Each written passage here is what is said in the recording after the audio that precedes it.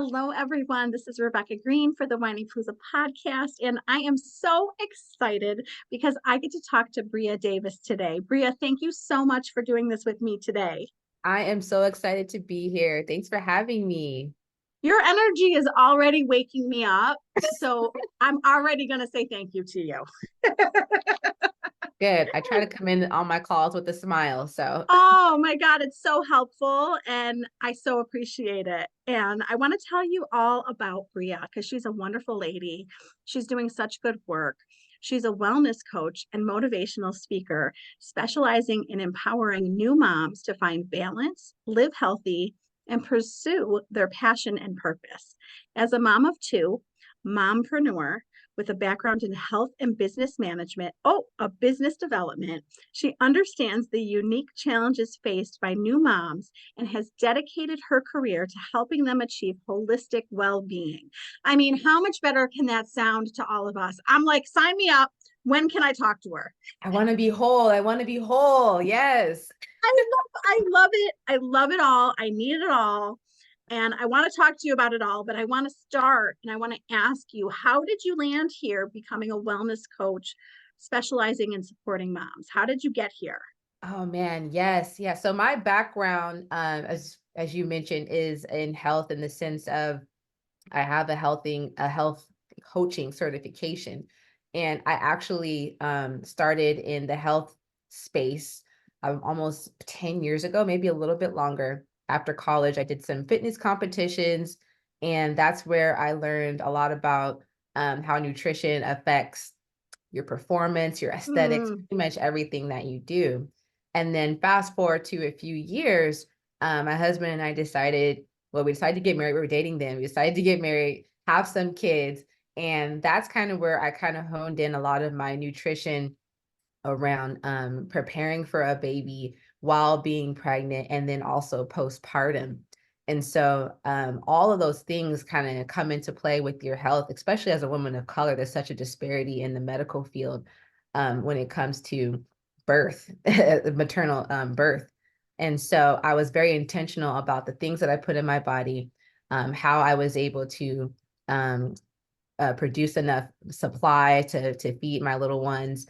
There were so many different health aspects that came into that it was something that it just came easy for me as to do, but I realized it wasn't easy for other women.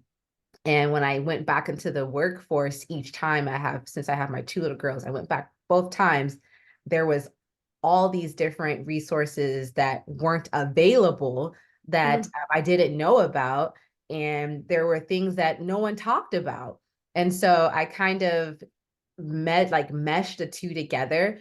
Because that's why I say holistic, not in the sense of, some people are, herbal, things of that nature, but more so body, mind, and spirit. There has to be someone there that can help nurture and walk you through some of the things that you've experienced, I've experienced, but also kind of help coach and build a playbook for you to be able to balance what that looks like going back to work, whether you're a mompreneur or you're going through a career change.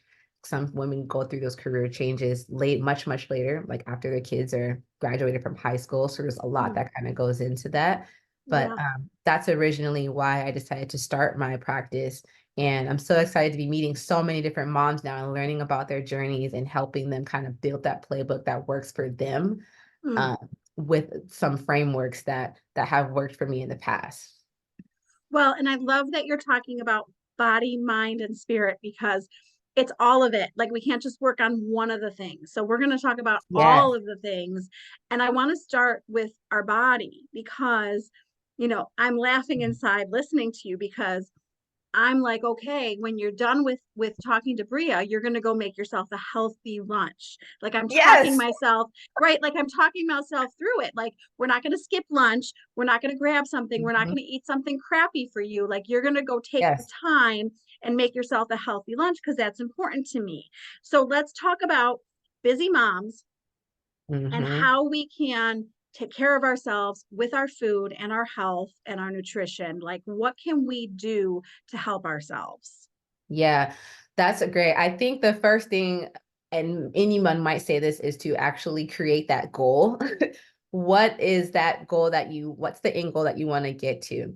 And then I'm always a bottom up person. So once I know that end goal, I start from the bottom to how I get there. And so if let's just use, for example, you want to eat healthy. It might not necessarily be losing weight, but you just want to have some type of health regimen. I always talk through, we don't have time to worry about, and this might be an unpopular opinion, we don't have time to look when we go to the McDonald's line with our kids and figure out how many calories a meal is that we need. We don't have time to go to Cheesecake Factory and figure out how to cut down that meal to make sure it meets the calorie count. I always bring up this one tool. I don't have a measuring scale available at all times. I use my hand. My hand. Oh, Your hand is a great tool for measuring.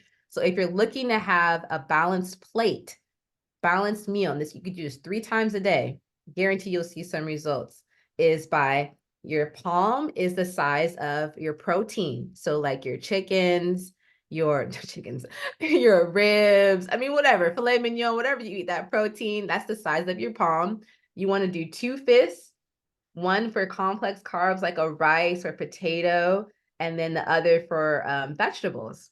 Just 2 fists. And then if you want some cheese or some butter on your broccoli or potato, just the size of your thumb, it's like a tablespoon or 10 to 12 almonds, whatever that may be. But that is a balanced plate. And I think we overcomplicate eating healthy. And it's really just knowing the ingredients, food as close to nature as possible, and the portion control. Having your hand, knowing the actual sizes, that is the start of being healthy. And then you just have to continue to have that willpower because it's going to tell you, oh, I did so good this week.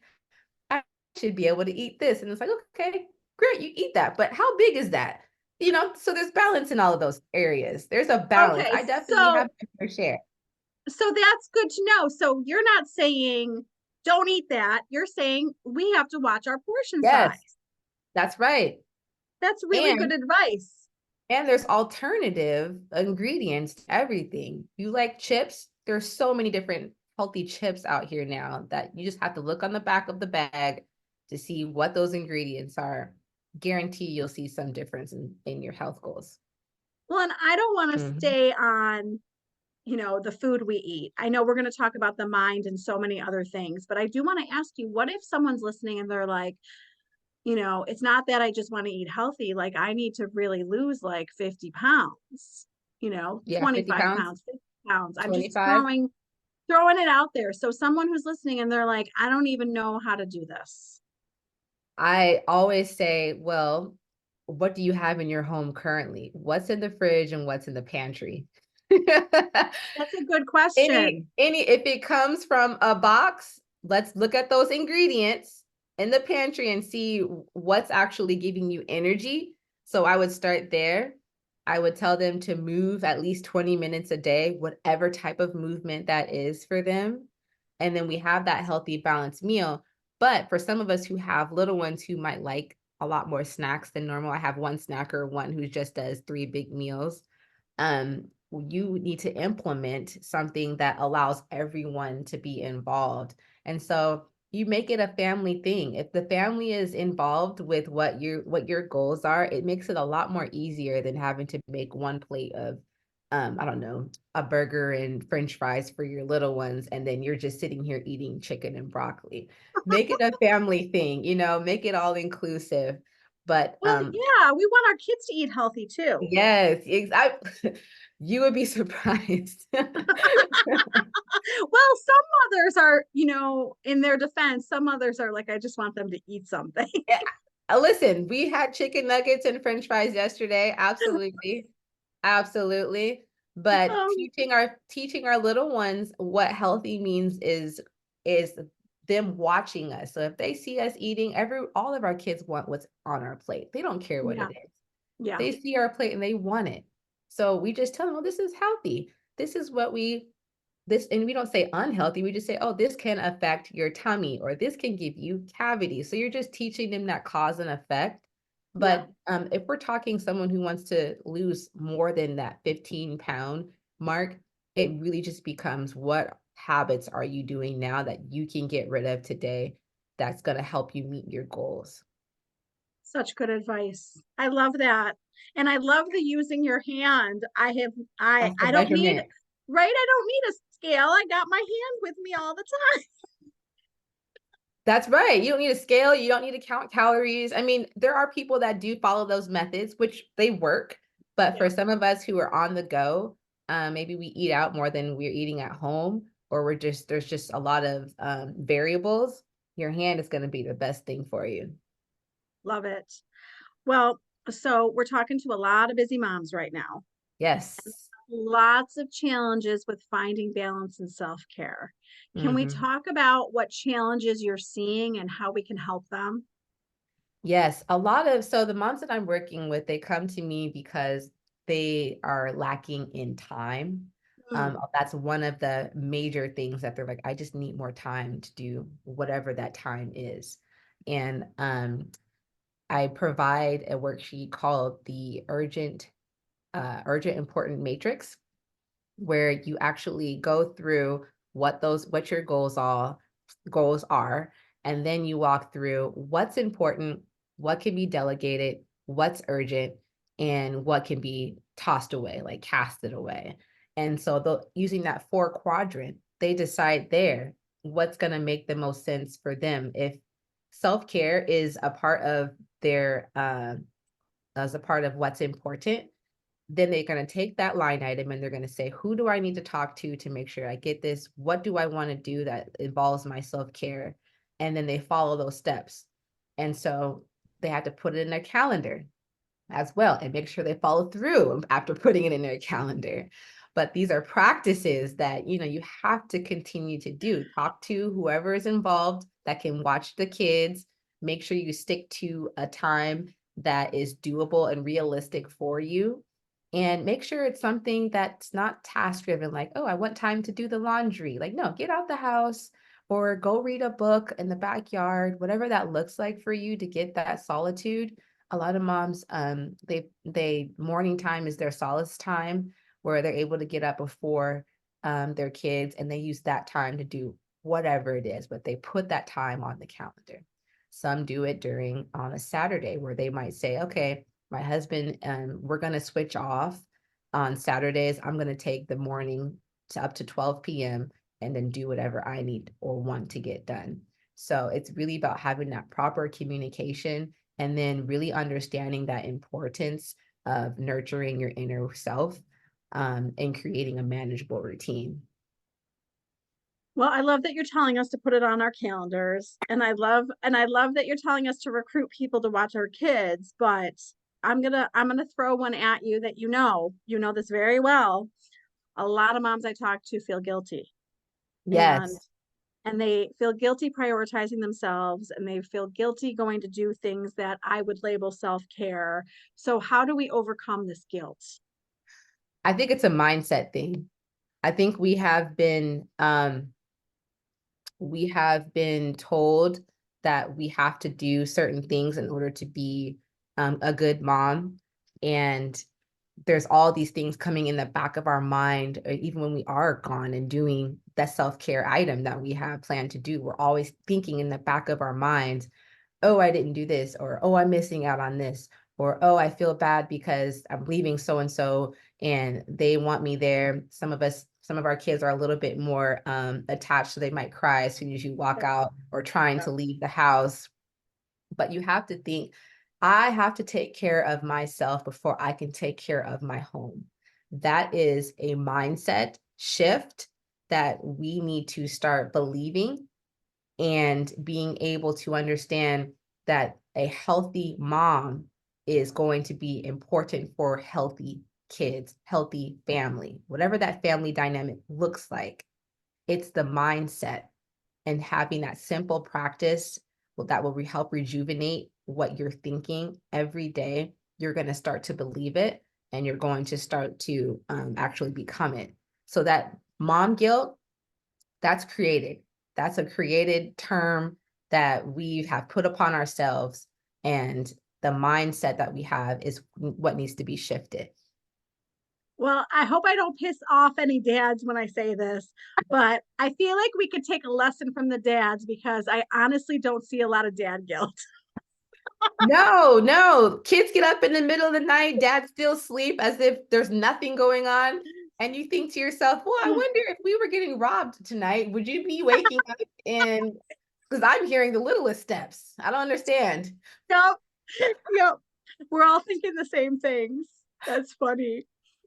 That is true. I do take notes of how he handles things because I realize that sometimes when I'm pissed, it's because I'm jealous because he took that time to go do something. And Mhm. I'm like, okay, learn from this. Learn from this. You're jealous. So you need to do things like that. Yeah, well, it's not, and I hear what you're saying. And for me, it's saying to myself, I need to communicate to him how I'm feeling because I always tell my moms this. I say, our husbands cannot read our minds Mm-mm. as No much way. as we want Yeah. them to. They Yeah. can't read it. They have a way to let go or to kind of let things fall off when it comes to, things that maybe we think need to get done, but it's really self-inflicted. They're doing that. We can do the same exact thing. But once we communicate it to them, it's up to, us as a unit to make sure that, okay, here's how I'm feeling. Here's what I would like you to do. I want to feel the same way you do. I want to be able to do this, but I can't because of XYZ. And that kind of helps you, Yeah. build more of a unit than separation in that thought process. The more he can understand, and this is for those who are married, but the more that he can understand and be willing to make those changes with you, you feel a lot more supported from your perspective as a wife and a mom. 100%. And it's on me. It's on me. It's not on him because he would love for me to go do anything. I just have to tell him. Okay, Rebecca, you're telling yourself what you need to start doing. It's on you. Okay, let's go. It's on me. It's always tends to be on me. I tend to get in my own way, but that's a whole nother podcast. You got to do So it. so you're talking about so many good things. You're talking about eating healthy. You're talking about self-care. There's so many things you're talking about that I think that um a lot of us would say that we maybe do, but we're not consistent. Mhm. So how do you do things and make it habits and consistent? So after they typically go through the urgent important matrix, we start with just one of those items because the last thing we want is to have a whole bunch of things that I want to do. It just gets overwhelming and it doesn't seem realistic at all. Yeah. So you have to just choose one or two of those items. And then for me personally, I write down on my calendar each day what it's going to take to get to that task or that item. And then for those of us who aren't necessarily writing down, we don't like to do that, but we make mental notes. I admonish all of the moms to actually write it down somewhere, whether it's just a note in their phone and then check it off when they get it done. um, as a mental note, that's what helps us kind of be able to build those habits. And it might not seem much like when you first do it, or maybe even for the first week. But once you get into the habit of checking something off, they say to start a habit's 21 days. If you do that for 21 days straight, it's going to become normal. And then it's going to become something you no longer have to do the check off. And then once you completed that, then you can move to the next item. It really depends on the time span and what's actually a priority with you at that time. So it sounds to me from talking to you and getting to know you that you are organized. And Oh it yeah, sounds and I it try. sounds it sounds like you are very organized. And I admire that. And I think that a lot of what you're saying is that you're helping moms get more organized, Hmm. Hmm. right? Yeah. So I'm going to guess that that helps them with the time management issues that they're having. Yes, exactly. Because the time is self-imposed. We're thinking that we don't have the time, but we're just not making time in our brains to even think through what that looks like. A lot of us will go to sleep at night and we're we might wake up at 4 a.m. in the morning thinking all of this list of things that need to get done. But that's again, it goes back to what our mindset is doing. And so I always say we start with knowing your vision, knowing your goals, your values, and your mission.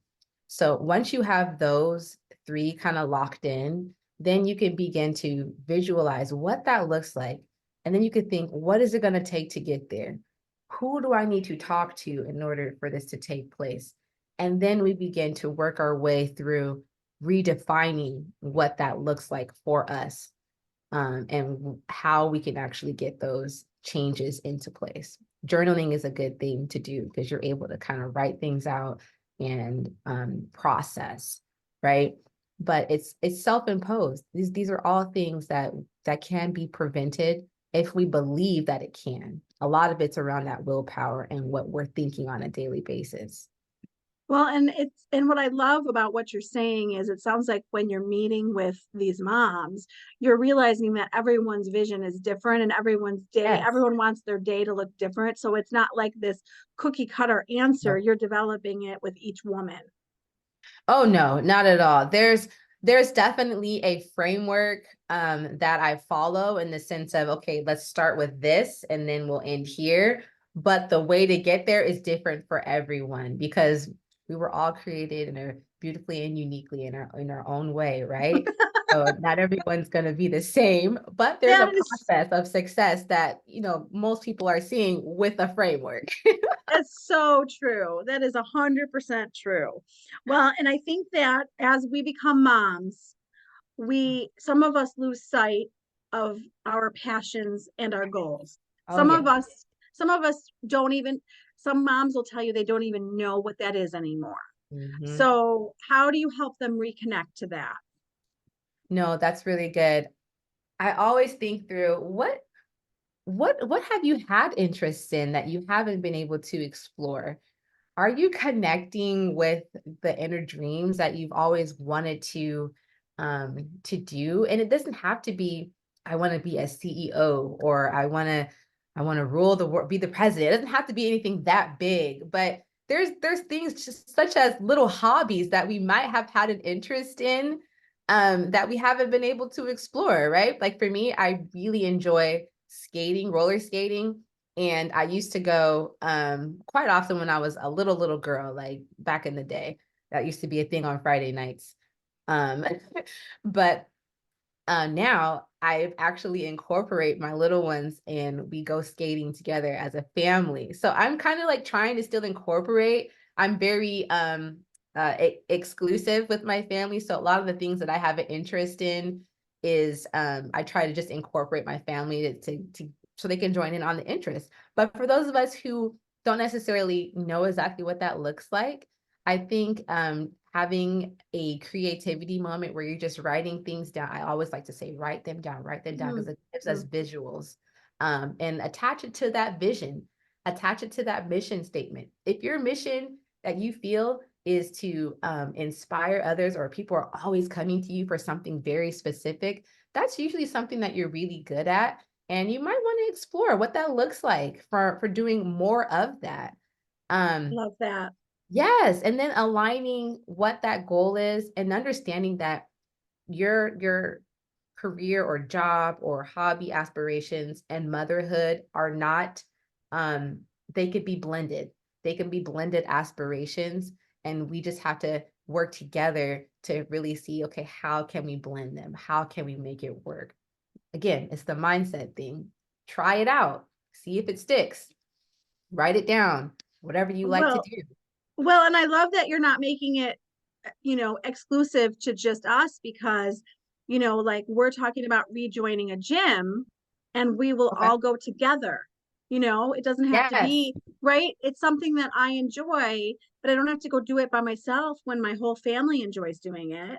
So, Exactly. yeah. Yes. So then we're all working on health goals together. Yes. Are you guys going to a YMCA? We Okay, yeah, I was were gonna.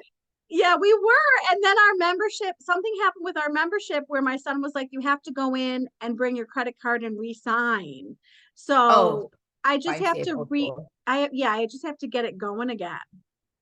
Yeah, I will. I always say for anyone that's close to a YMCA to do that because, say, for example, your little ones might not be interested or they might be a little too young to be in the gym area. There's Yeah. so many other activities going on in the Y that allow everyone to get in the car. Like, this is a part of our routine. We're going, okay, John's going to go do this. I'm going to be here, but we're doing everything together. We're being active together. I might not have to do a set with you, every step of the way, but we're here. We're having fun. Yes. We're picking Yes. it out. Yes, absolutely. Yes. Yes. I love that. Yes. I love when they come with me because I feel like I'm being a good example. Yes. They watch us. Absolutely. Right? If I'm working out, they want to work out.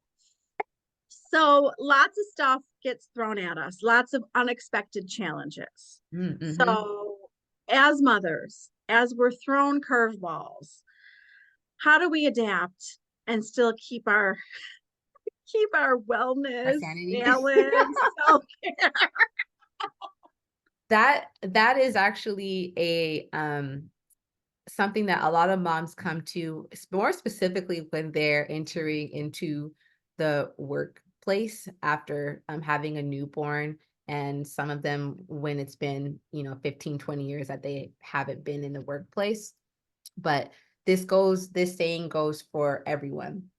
We have to embrace a flexible mindset. And I'm always going to go back to the mind because that's where it starts. But we have to be open to pivoting and adapting to new circumstances. Yep. And there are some things that we just can't control or plan for. But if our mindset is changing, we are now going to go from I can't to how can I? And once we switch that, make that little switch, how can I believe that we will see results that have a positive outcome. Oh, such a good answer. Such a good answer. Yes. I have no doubt that you're helping lots and lots of moms today. Well, do you have any success stories sticking out to you that you could tell us about a mom who turned it around into a better direction for herself? Yes, yes, absolutely. One of the moms I was working with, she also had some health goals, and she was a mompreneur, solo mompreneur, doing it all on her own. And she had one little one. He's about 4 years old, but she was just very stuck, and we had to really kind of uncover, what does that stuck look like? What do you feel like you're being stuck at? You have a business, you have a whole family, you're caretaking at home in multiple areas, but essentially we learned that she wasn't getting any sleep. So that was Oh, one area that we had to kind of adjust. Sleep, I don't want to go into too much detail, but sleep definitely affects our hormones and our oh, moods. We yes. know with our kids, if they don't get our naps, it's the same Oh, thing with adults. oh, that's so true. Yes, yes. We had to fix her sleep schedule. She had to have hard boundaries. We had to create some boundaries around how people were communicating to her with like her clients. So we had to kind of set some different ramifications into place as far as a separate telephone number, actual working hours that were able to allow her to still take care of her little one and be able to, be omnipresent for her clients. So having a system in place for that. And for health goals, we did the accountability tracker. We wrote down what that looks like, what that goal was that she wanted to do. And she started doing that daily and started seeing some changes for sure. I think of actually like that first week, because she wasn't tracking anything. What doesn't get tracked doesn't get measured. So Mm. and then from that area, we worked with who she can work with in the home to help with whatever needs to be done. So we delegated some things, hired a cleaner, started outsourcing groceries through a delivery courier. That way she didn't have to go to the grocery store. So it's really all So about smart. relieving that stress in the mind, what's going to help that kind of go out the door. And she was able to see success in her business and success in the way that she communicated with her family. And for her, that was those were key. And of course, the health goals. That was because I'm kind of a guru in that one. So that immediately just started happening as soon as we started. But she felt better. And I think she found that balance and she built that playbook on her own. These are not things that I'm coming up with as much as I'm helping and guiding with that framework. But she's now realistically able to take that on and continue it. So I think that's the important part. I don't want to coach you for six to 12 months. I think you take 90 days with me and you should be solid. After those 90 days, you can take this and be successful without me. And that's my goal. That's awesome. This sounds really rewarding. So tell us Yeah. what you like best about what you do. Ever since the pandemic, I call it the pandeezy. Um, I love connecting with people. I miss going back Oh, into the office sometimes. And I just love meeting people who are just wanting to see some change. And I love seeing the transformation because it makes me feel like I have completed a purpose. But connecting with others that I would never have met before is as rewarding to me. that's wonderful. I love it too. I get to meet people like you. This is fantastic. I Yeah. know. I know. I love it. I think that's my favorite part too. So you give so much good advice. What do you think the best advice is that you've received? Ooh. The best advice that I received would probably be when I was at a conference, and it was a couple years ago, and this is specific to motherhood. There was a CEO lady who was being interviewed, and they said, "How do you do it? You have all these kids. Well, she had multiple, I think about maybe four. You're a CEO, you're traveling, you're doing all these things, and how do you do it?" And this is what stuck with me and how it kind of helped guide what I'm doing today with others. But she said, "I outsource things that do not matter so I can have time to spend with my family."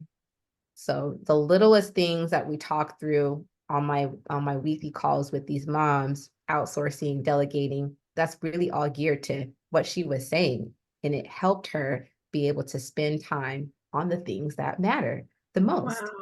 Wow. And Because I I was like, think that's so simple, but it's so simple and so smart at the same time. yeah, And yeah. I think we fall into the trap of thinking that we need to do everything and we don't need to do everything. Nope. That Yeah. that's a whole new conversation. That super mom, I call it the super mom syndrome. Oh, we didn't talk about that. That is a thing. It's a thing, and we have to redefine it, and we can. So take Superwoman and stomp on it and say what instead? Or we can still call ourselves super mom, but give it a whole new meaning. Because Yeah. Oh, I like that better. I like that better. I still think we're super. I think that I think that my friend tells me that I'm super mom because she sees me do so much. And I'm Yes. like, well, you're super mom too. We just look different. We just look Hmm. very different. And I don't like that we think super mom has to do with what we're producing. Yeah, yeah. It does. Superman is not equal. I can do all things. That's not what that equals. It equals making sure we're taking care of ourselves. It equals making sure we're making precious moments with our family. It equals we are the nurturers and we love cuddling our little ones, even if they have bad attitudes when they're sick. I mean, there's there's so many things that we can define it as, but it does not mean that we are doing everything around in and out of the house. It does not mean that. Oh We my have to gosh. make it clear. Well, let me tell you, you said so many wonderful things, but if they take one thing away from this discussion, I hope it's that. I hope we can change that mindset.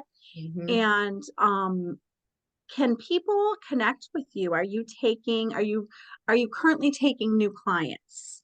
Yes, I am currently taking new clients. They can go to thrivewithbria.com. Very simple. And you can schedule, I'm offering complimentary consultations so we can hop on a call, get to know each other, see if we're a fit, and if I can actually help what you're looking for. And you're taking anyone from anywhere because you're doing this on Zoom, correct? Yep, Or it's online. virtual. Yep, Awesome. exactly. Awesome. Well, I can't thank you enough. I learned a lot and you definitely helped my mindset today. I thank you. I love hearing that. That's awesome. This was a great conversation. This was wonderful. And you are leaving me smiling. I came on and I was Good. like, wake up, girl. I am glad that that's, if I could do anything, is after we get off of a call, we feel like, man, okay, I'm gonna go make some changes. So you're gonna go and make your Healthy smoothie. Is it lunch. a smoothie or what are you making? No, I'm gonna make something with leftover chicken, something Okay. healthy with leftover chicken. Okay. Size of your hand. Size of my hand, I should Yep. say. Yep. Yes. Well, I can't thank you enough for spending time with me today. Thank you. Thank you so much, Rebecca. I hope to be in touch and keep looking for the things that you have going on. I love hearing your podcast. I'm an avid listener. So I Oh listened to my, the road trip one, I think it was a couple of days ago, and I was like, man, this is so me. we're all living the same lives. So Yeah, I'm glad that we're sharing with each other.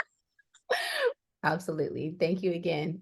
Well, this is Rebecca Greene, and I want to remind everyone to spend every day laughing, learning, and loving. Thank you for tuning in to the Whinypaluza podcast. If you like what you heard, please be sure to subscribe so you never miss an episode. While you are there, leave a review. I love to hear your feedback. Thank you so much for listening. Until next time. This show has been produced by Market Domination, LLC. To discover how you can have your own show completely done for you and turn it into a real published book and become the authority in your marketplace, go to www.marketdominationllc.com/podcast offer. 49 faces looked to him in triumph. Over the last 12 months, they had each taken turns and promoted his business for a week at a time, driving over $987,342 in revenue. What if you had a network of 50 centers of influence who promoted your business every week for a year? Grab your copy of the #1 Amazon best-selling book, The Ultimate Guide to Growing Your Business with a Podcast, at 33% off the Amazon price by going to ultimatepodcastbook.com. Again, that website for 33% off the Amazon price is ultimatepodcastbook.com.